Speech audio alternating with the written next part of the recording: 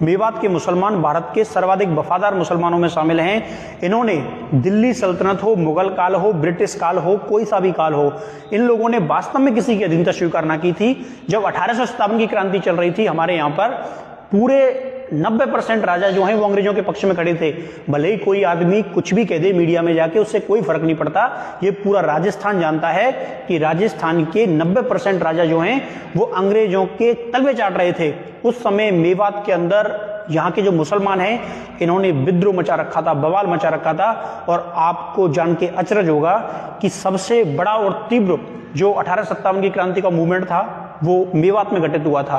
छावनियां अपना काम कर रही थी, वो बात अलग है, लेकिन स्वतंत्र रूप से बिना कोई लीडरशिप के, बिना कोई राज्य सपोर्ट के मेवात के मुसलमानों ने अंग्रेजों की नाक में दम कर लिया था। और इन्होंने जो दिल्ली के मुख्य मार्ग के बहुत सारे रास्ते हैं उनको कट किया था, राजस्थान के द्वारों को, प्रवेश मार्ग जो है उनको बाधित किया था, रियासतों के कम्युनिकेशन को समाप्त किया था।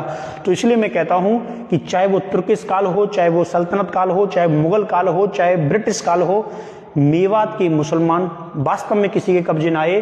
और 1942 तक, 1942 के महात्मा गांधी के भारत छोड़ो आंदोलन तक ये देश के साथ खड़े रहे थे। और 1947 के बाद आज तक देश के हिस्से में अपना योगदान दे रहे हैं। वो बात अलग है कि मीडिया क्या कहती है, सोशल मीडिया क्या कहती है और कुछ लोग क्या कहते हैं, लेकिन इतिहास क्या कहता है ये जरूरी है। तो सबसे ज्यादा वफादारी मुसलमानों के अंदर आपको देखनी है तो मेवात में देखिए, इनके अंदर वो चीज मिलेगी आपको जो चीज आपको दुनिया के किसी मुसलमानों में ना मिलेगी और यहाँ तक दुनिया के कई राज परिवारों में ना मिलेगी। वो है अपनी मिट्टी के प्रति समर्पण। चाहे कोई भी बात हो, ये लोग मिट्टी से दगाबाजी ना करेंगे। इसलिए सदरुद्दीन के नेतृत्व में मेवात के अंदर ये विद्रोह हुआ था और गजब का विद्रोह हुआ था।